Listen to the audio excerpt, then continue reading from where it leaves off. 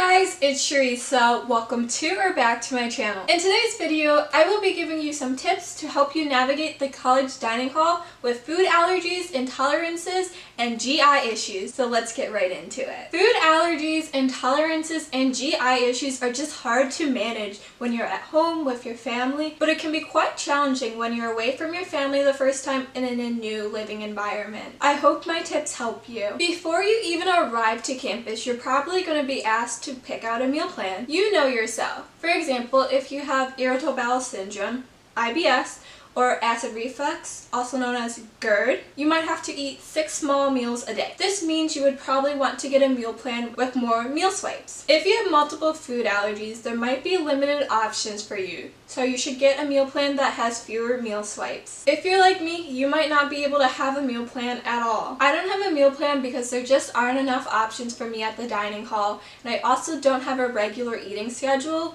so some days I might be hungry and other days I might not want anything besides soup. So it just didn't make sense for me to have a dining plan, and there just really wasn't a lot of options for me at the dining hall. If you have severe food allergies and you cannot be in the same room as peanuts or gluten, maybe the dining plan isn't the best option for you. At this point, I would recommend reaching out to the campus dietitian and the accessibility center. This way, they can give you instructions on how to get off the meal plan or alter your meal plan to more of a reduced meal plan. If you get off the dining plan completely, you just don't have a dining plan, and you're probably going to have to pay if you want to go eat at the dining hall with your friends. If you have a reduced plan, they might create a dining plan for you that gives you like 5 or 6 meal swipes a week, or you might be able to get your food pre-made each week. My school offers this. It didn't work for me. It just wasn't for me because, again, I can't plan if I'm going to be hungry on Tuesday or how I'm going to feel. When I met with the campus dietitian, she told me about how each Sunday they would send out like a menu. So those with severe food allergies or intolerances or GI issues could pick out their meals for the week and have them pre-made in the dining hall and just go pick them up. So they wouldn't have to worry about there not being any options for them at the dining hall. At my school, there are 2 ways that you can get released from the meal plan. First, you can send in a meal plan petition. I'll put it on the screen. There's like a form that you fill out, and it asks for like your food allergies, intolerances, other medical issues, GI issues that you might have, and it's going to ask you why you should be released from the dining plan. You're going to have to include documentation on this petition. This includes a doctor's note and a list of your allergies or intolerances or GI issues. They might even meet with you to discuss your options and just to make sure that you have access to food without being on the dining plan. Another way you can go about this is through the accessibility center. If you have a medical condition that prevents you from consuming certain foods, then this will be documented at the accessibility center. I personally have done both processes, and going through the accessibility center was much easier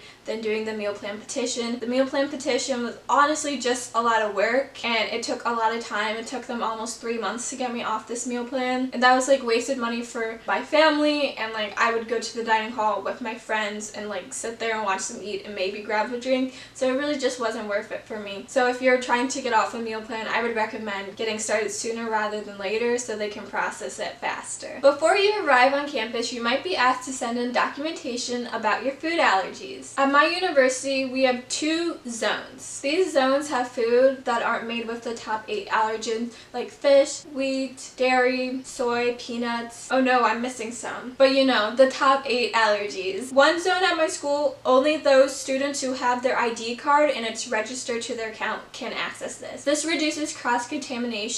It also prevents from people taking food that they actually like do not need. Like there's only so much food in there. If your food service is Sodexo, like my school has, they have a station called Simple Servings. Again, it's food that's made without the top 8 allergens. Every day there's typically 1 entree and 2 or 3 sides. I didn't know this before, but like obviously it makes sense now. This is the only area in the dining hall that doesn't use the same pots and pans. This prevents cross-contamination. So that means in the other sections of your dining hall, there probably might be cross-contamination. They can't guarantee it like they can in Simple Servings or the special food allergy zone. You're really going to have to be careful at other stations. They can be sometimes confusing. I myself have had a couple of bad situations in the dining hall with food allergens like not clearly marked, or they're not listed at all, which is really concerning because they should be. But at any time you're in the dining hall and you're confused or need clarification, just don't be afraid to ask because it's your health. As soon as you arrive on campus, reach out to the campus dietitian. The dietitian will be able to help you navigate the dining hall with your food allergies, intolerances, or GI issues, or they might advise you to get off the meal plan or a reduced meal plan. It might be hard to get in contact with the campus dietitian because at my school there's only one, so lots of people might be trying to reach out to her in the first couple of weeks at school. I would recommend doing this sooner rather than later. Food allergies, intolerances, and GI issues are serious issues, so they do need to be dealt with ASAP, so please reach out to them sooner rather than later. And if you have problems reaching out to them, like, don't be afraid to go above their head. Like, again, serious issues. With food allergies, intolerances, and GI issues, you might need some additional accommodations. This includes housing and classroom accommodation. For example, I have an accommodation for a single private bath. My flare-ups are very unpredictable, and I would prefer being alone rather than sharing a communal bathroom or having a roommate or having a shared bathroom if I don't feel well or going through a flare-up. I also have an accommodation for additional refrigerator. My university provides every room with a micro fridge. Since I don't have a meal plan, I do need some additional space to keep my food. The housing office at my school is aware of all of my accommodations, and I was actually placed in a room right next to the kitchen so I'm able to cook.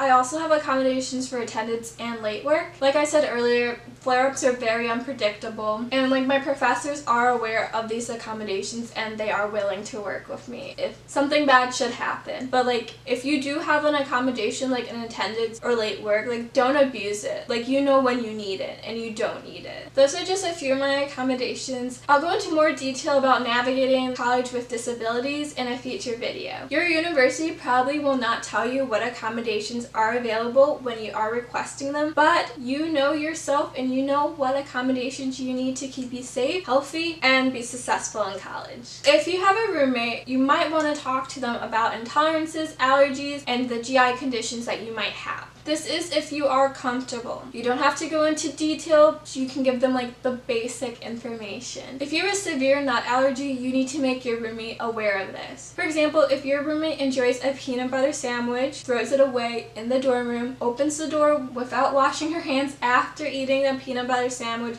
there's so much cross-contamination that just went on in the room. You could also make your roommate aware of your GI issues if you have flare-ups. This way they are aware if you are laying in bed not feeling well, laying on the floor, and if you would rather be by yourself or prefer the lights off. If you experience anaphylactic shock, please make your roommate aware of this and tell them where you keep your EpiPen, just in case something happens. You can even give them instructions on how to use it if you are experiencing anaphylactic shock. This is a discussion that should be had before or right when you move in. Holding off this conversation could lead to serious health concerns for yourself and some issues in the future. To make your life a little easier, here are some things that I keep in my backpack that help me and I can carry when I'm going out with friends or to the dining hall. First, allergy-friendly or safe foods. This way, if you're hungry, you will have safe snacks that you don't have to worry about cross-contamination or being able to find something allergy-friendly. My favorite snacks include granola bars, pretzels. Snyder's has great gluten-free pretzels, and fruit snacks. Keep a food diary or journal. This way you're able to track the food you consume and the medicine you took. Later you can refer back to this journal to see what food might have caused a flare-up or contain one of your allergens. Next, a food allergy card. These are easy to make. You can just type them out on your computer and print out a bunch of them. On this card, you can include what to do if you have a reaction. If you keep your EpiPen in your purse, make note of that on the card. And keep your emergency contact on your card too, like your mother or your father. You can carry multiple of these cards around and even give them to your friends. This is also important if you are studying abroad in a country where you do not speak the language. For example, example, I'm going to France, so I'm going to put a card in French. Next, keep your medicines in your bag. Please carry your EpiPen, Benadryl, Tylenol, insulin, any other medicine that you might need that can prevent a reaction or reduce a flare-up. And the last thing you should keep is your ID and your insurance card. Let's hope this never happens, but if you experience anaphylactic shock or a severe flare-up,